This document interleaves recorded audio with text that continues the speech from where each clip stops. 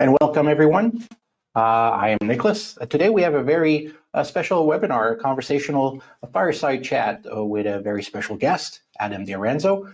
And we will look at securing wastewater with remote connectivity and with segmentation and employing zero trust. We'll do a little bit of housekeeping on the agenda in our intros, and then we'll dive into this conversation. I'll go into the topics at hand, and we'll even have an example, for example, discussion about the types of software, hardware, topologies, and the experience of deploying the Agillicus platform. So for today, we'll go at and about and see who our participants are. Myself and Adam from McKim & Creed. We'll talk about operational technology. We'll look at the aspects of critical infrastructure and how IT and OT sort of intermingle in the networking landscape when it comes to cybersecurity. We'll look at important topics, and Adam will share his experience on providing remote access, preserving security, for example, through segmentation and industrial control systems. We'll talk about the rise and fall of VPNs, for example, the concept of identity and credentials, how we can keep audits running and have visibility into this to maintain compliance. And lastly, we'll talk about the end-to-end of what a water treatment facility in the wastewater space, for example, might look like with remote access, the type of equipment, the type of software, the advantages of using zero trust network access. So as we move along, without further ado, I'm Nicholas. I'm the Chief Technology Officer here at Agillicus. And we have Adam D'Orenzo. Adam, you want to tell us a little bit about yourself? Yes, my name is Adam D'Orenzo. I'm with McKim & Creed, and I've been working in the wastewater and water area for about 18 years. And I'm a new role here at McKim & Creed. I do the programming and integration for wastewater and water plants. Perfect. And as the slide mentioned, ask us if you have any questions on topic while we power through the conversation today. Feel free to ask us in the chat. We'll gladly introduce the topics or questions as they come along into our conversation. If I see that the question might be related to a topic, we'll address it a little bit later in the order of topics. I'll certainly bring that at that time. So by all means, you're invited to participate, ask questions. Adam has a depth of experience with our platform as well. So that's the goal here that I have today, is just to grab some answers from Adam about what is the real end user experience when it comes to addressing the challenges in the wastewater and water treatment space with Agillicus. So let's jump ahead here and let's talk about key statistics in the water sector. There's over 150,000 public water systems in the United States. 90% of drinking water in the United States come from PWS, public water systems. And the vast majority of the population is served by this infrastructure. The fact that it employs a lot of legacy systems, the fact that it is also a critical part of infrastructure makes it the #1 fear in the industry for cyber threats. That means that ongoing amount of attacks is high. It is a very easy target. It has a 9-fold increase in cyber crime from 2018 to 2022. A lot of it is ransomware, for example, or compromising of credentials. It is a 20% share of all ransomware attacks in the United States, which is huge for a fairly narrow sector of critical infrastructure. So that speaks to the target of opportunity that it has become, and also that actors or bad actors are keenly aware of the impact that disruption of public water systems will have on general population, but also politically as a reputational risk for local governments. So when we talk about then providing access, managing these from an engineering perspective, Adam, I think is well suited here. Can you talk a little bit, Adam, about what would have been the challenges of maintaining these types of critical infrastructure? You're in the engineering side of it. This is probably your bread and butter. There's been an evolution here in keeping access secure into these types of facility. What have you seen in the landscape, like, since you've started? Well, right now, like a lot of municipalities have a problem between the IT and OT departments, and they tend to feud a lot. And so some municipalities, people might try to do some maybe not the safest practice to get remote access to vendors and so on. So having like this system made it a little easier to get remote access to the people. So it's like the age-old ITOT, right? I think it's permeates beyond public water utilities, that whenever it is an IT shop and an OT shop, very different objectives, right? One is, I think we'll look at that in the next slide, but it's a great point. Now, typically, what has been the efforts that when you move into a water systems, and I take it you deal mostly with OT space, is it always a challenge to get remote access? And you're talking about employing maybe unsafe practices. I think this is a way of not circumventing, but going around maybe the established IT policy that might be too cumbersome or don't support the type of tooling that the OT networks requires. Correct. We always try to go the IT route, work with your IT department, follow the best practice. But sometimes the budgets are kind of low in wastewater and water.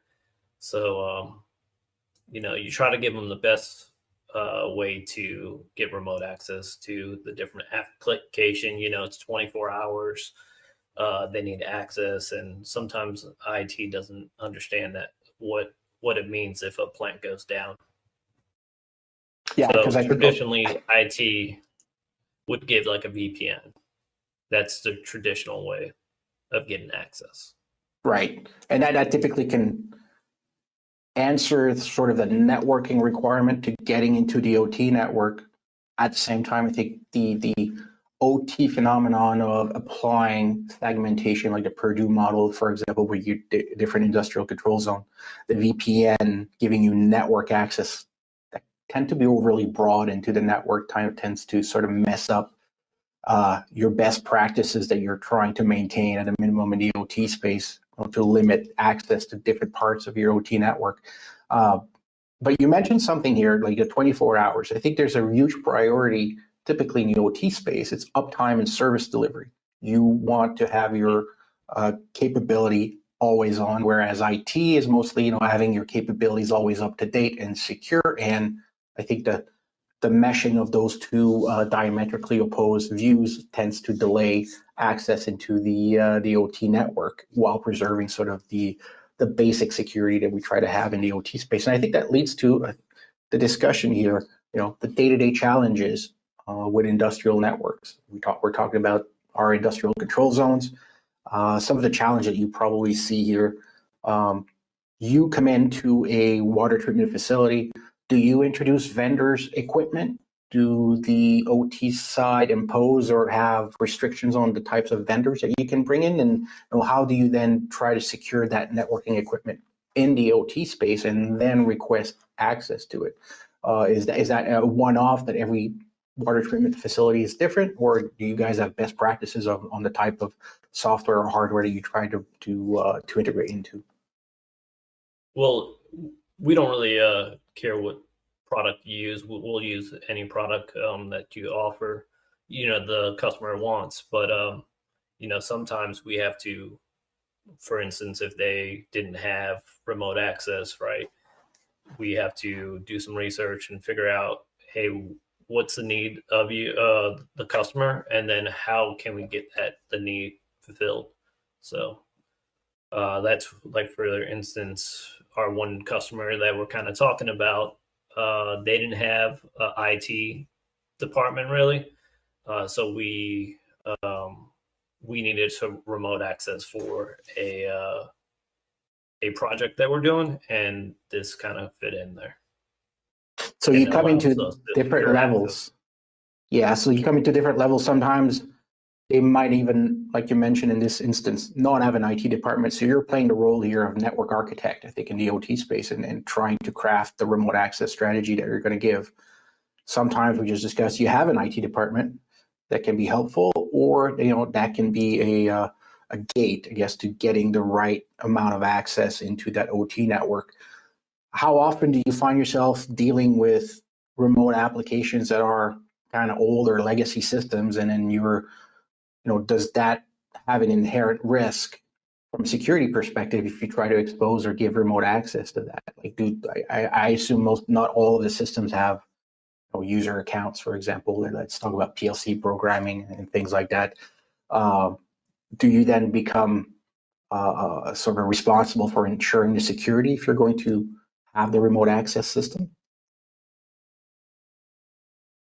Well, for the most part, the municipality we're working with is managing the remote access system.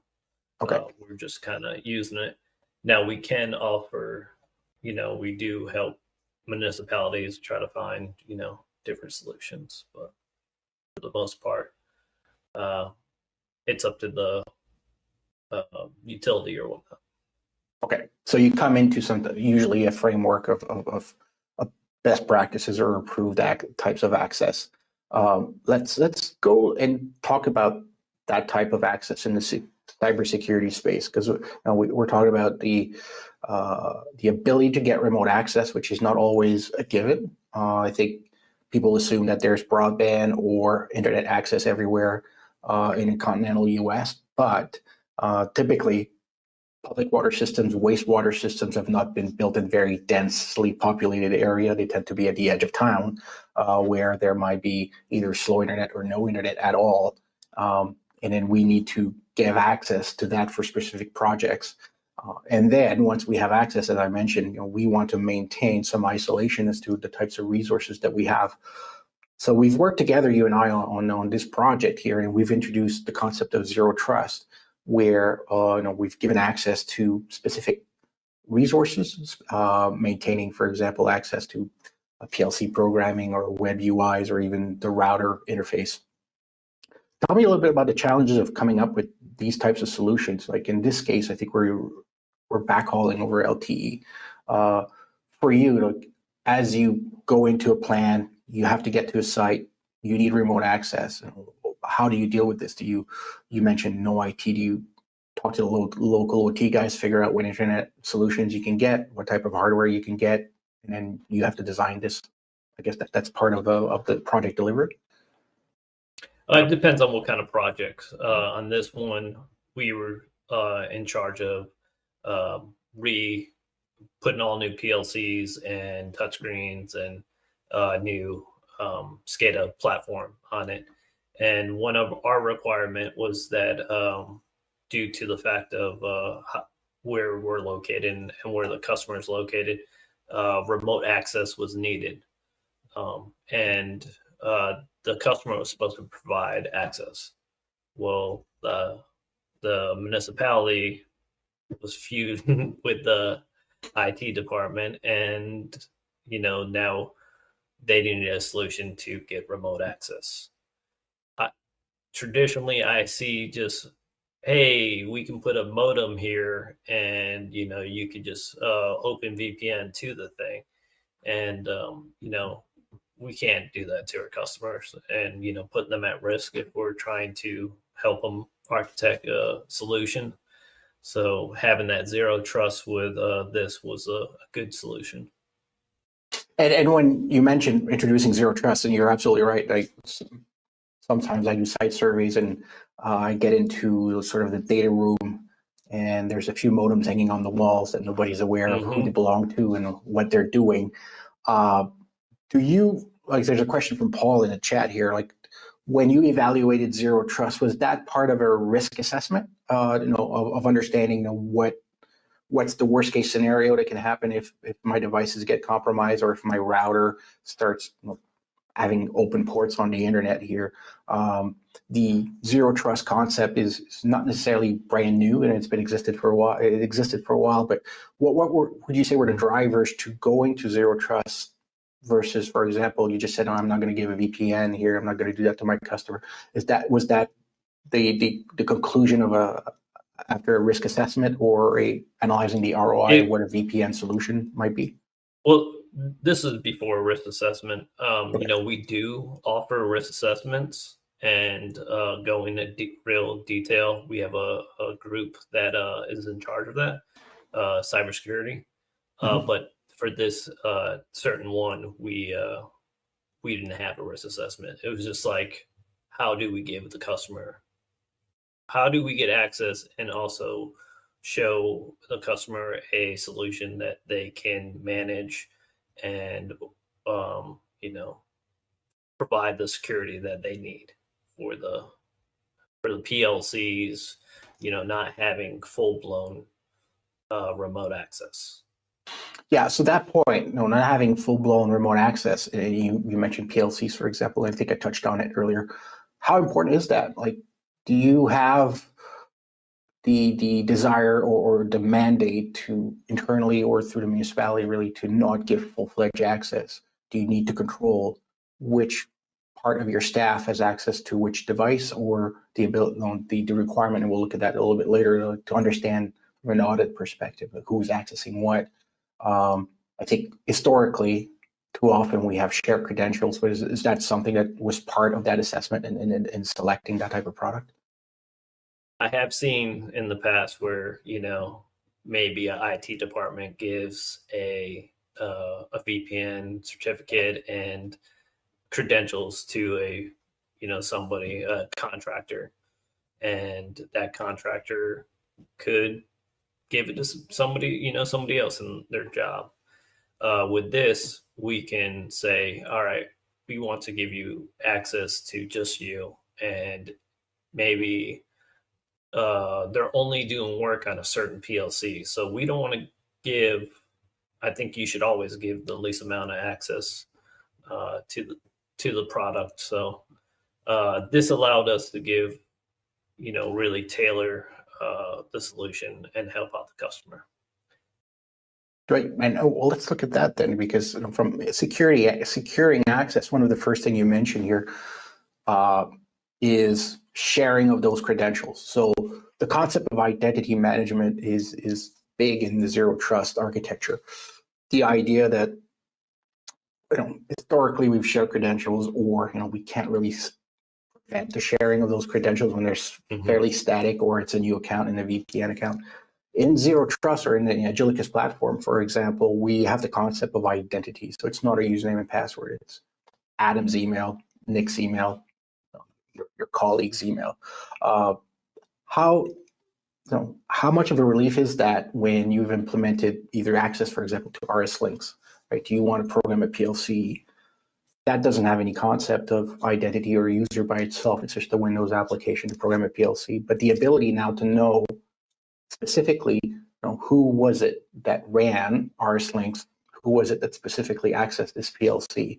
How much of a change is that, like, within your organization, to go to the customer and have the ability to tell them, I can audit at any given time who's accessing these resources, or even internally within your own compliance or governance frameworks? Yeah, I mean it's a big thing because when I was in my previous job working in a municipality, some contractors would access the system in the middle of the night, and since the IT department kind of pretty much managed it traditionally with a VPN, it was hard to figure out, did the guy actually get access, or it was hard to audit. But now that with being able to audit the trail, who was logged in, what time, things like that, it gives you a little.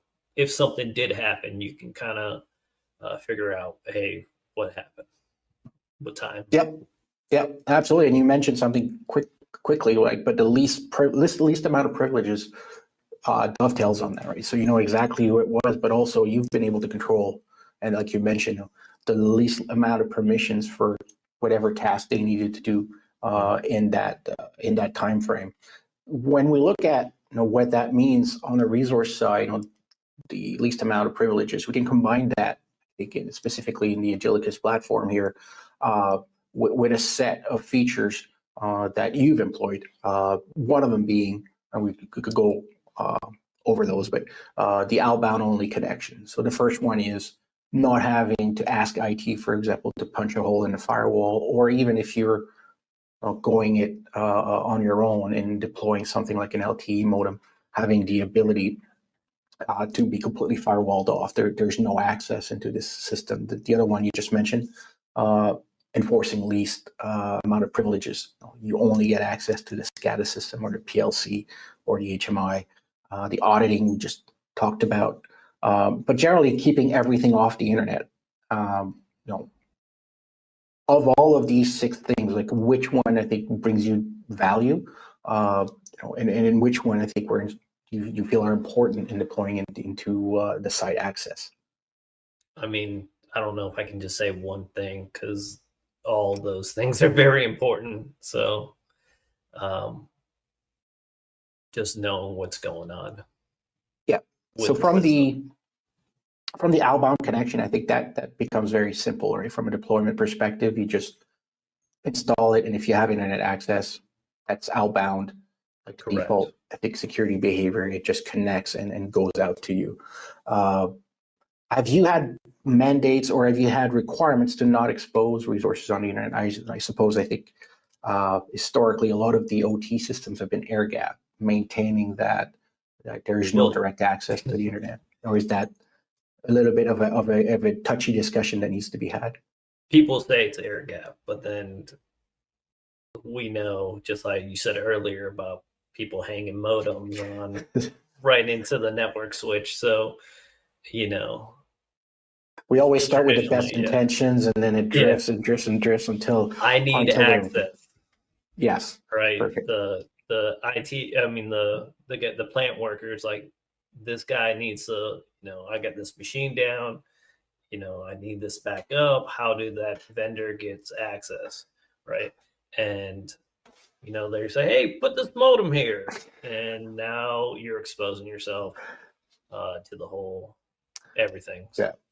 Emergency and necessity, I think, tend to dilute what we call the security posture, right? We start with a very hermetic deployment, and over time, our exceptions tend to pile up, and we drift, and all of a sudden we find ourselves with poor security posture or attack surfaces that pop up years later in audits. And I think having something that is out of the box, easy to use, that does not compromise the ease of access or the speed of access into these resources makes a huge difference in actually upholding that model over time. I think that's generally my observation has been, if you have the right model from the get-go that gives you that ease of access, you can get access to the specific resources. You don't need to move heaven and earth to enable that.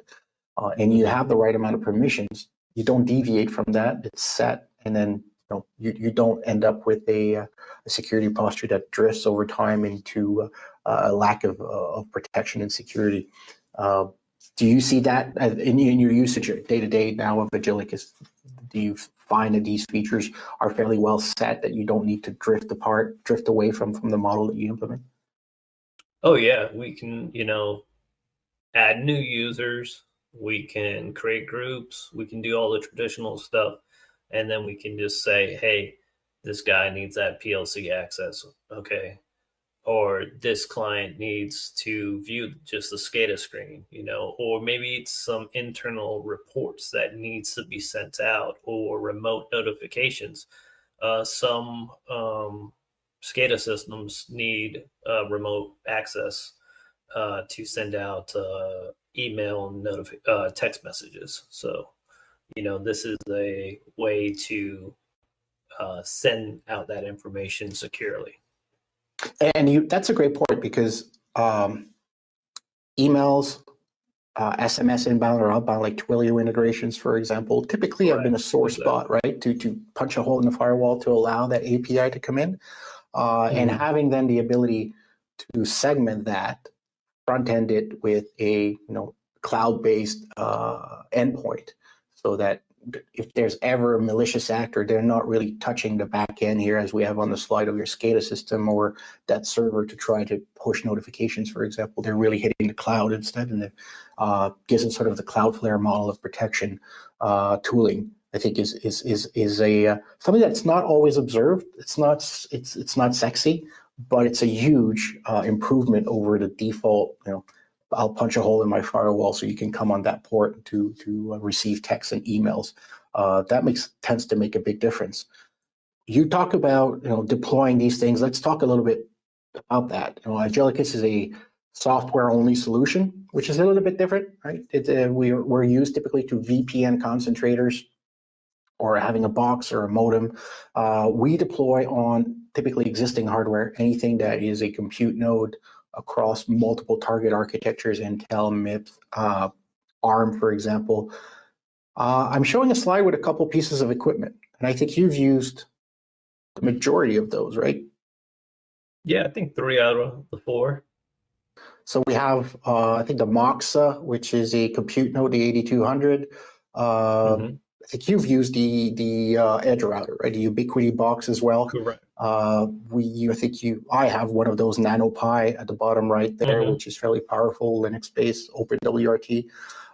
In the example, I think that we're discussing today, in the use cases or the featured customer, we'll call it, we used a Cisco IR1101. Can you tell me a little bit more? Like, was that driven by you, driven by the customer? Was just an hardware of opportunity that you had? Was it based on a requirement for remote access types? Well, it was just a piece of hardware that we had in our hands. And the nice thing with this, if a lot of municipalities are Cisco, so if the IT department was involved, right, they could take this device and manage it how they would like to. This one, the Cisco one, has a modem tied to it, which made it perfect for our solution because we didn't have a ISP provider. But yet, if they end up down the road getting some kind of ISP, we can leverage all the WAN connections on this device. And one thing that the customer kind of liked, and I didn't really think of it at first, but being that it's a modem and this is plugged into their switch, say if they were not comfortable with, always having that connection, they can teach the people, the plant operators, hey, if XYZ needs access, now you can just plug in this port. The connector could always stay up, but then that kind of adds maybe a little additional, kind of make them feel a little better. Yeah, that makes sense. So you're saying you can sort of accelerate if they have an IT department with a procurement, if they have an existing vendor, in this case Cisco, right? They can go in a catalog and pick up that approved piece of equipment.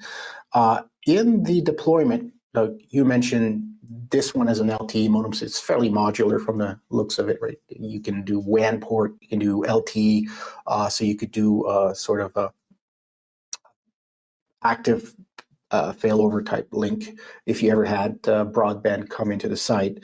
I think the NanoPi is the same thing, other than it didn't have an LTE modem. Right. You used a little MiFi box external LTE modem to route into. Now, in the case here, one thing that I just wanted to point out is that even though Cisco is a router and that device acts as a router, we disabled the routing feature on this device, right? In that you have an LTE modem on one side for segmentation, you have the industrial control zone or the ICS, industrial control system, on the other. But there was no routing capability enabled in this device. There are two different bridge groups. The only service that was running on this was the connector in a container environment that allowed us to accept connectivity from the Angelicus cloud and then route out or give access on the local network to the PLC, for example, you mentioned. How important was that for you to have that complete separation that you have a piece of equipment, but it does not route, it does not allow anything inside the network to go out to the internet, for example.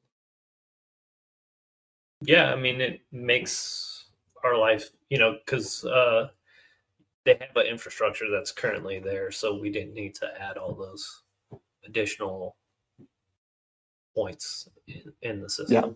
Yeah. So then you end up with a device that doesn't provide internet access to any of these equipment or resources in the secure network, right? It's simply used for this type of remote access.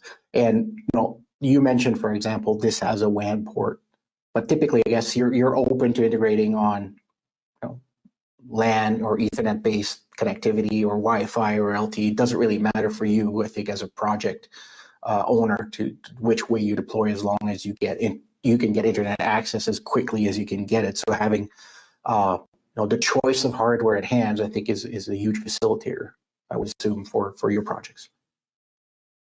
Correct. Then, let the customer decide what platform they go with, and this can be installed as a little add-on. Perfect. When we look at the other side of the zero trust equation, and then we looked at the resources, the hardware devices where we can run the Agilicus software, the connector itself.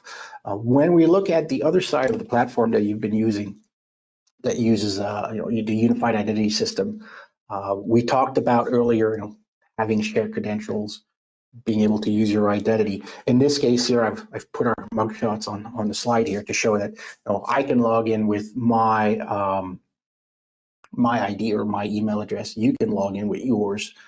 How much easier then does it become to manage the staff that needs to access? You don't no longer care really where that identity comes from. It can be federated by pretty much any system. But is there a simplicity here when someone wants to access, for example, RS links to program a PLC, that they don't need a VPN client, they just need to run this and show who they are? Does that over time simplify the way that you can share access to this site with your colleagues or third-party vendors, for example? Correct. Yeah, it gives the customer a lot of flexibility of who to be able to add. And then it gives peace of mind that I'm not going to give my work credentials, my username and password to like Chris or somebody like that, so.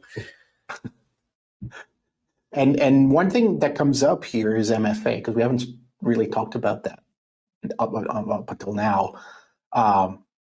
When we look at securing critical infrastructure, having an MFA with your identity provider, for example, we use G Suite here at the office. A lot of our customers use Office 365 that do have MFA, but you no longer have really the control of who gets to do MFA and when, but more specifically, using it for legacy application like internal websites, application, industrial application like Workbench or RS Links and Studio 5000.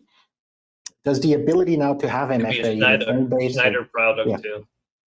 Yeah, exactly, right? With Schneider products, having the ability to use MFA on applications that otherwise would not have that capability. How much of a game changer is that? The ability to really have an audit of exactly who it was that came in, but the fact that you can implement MFA on any type of application.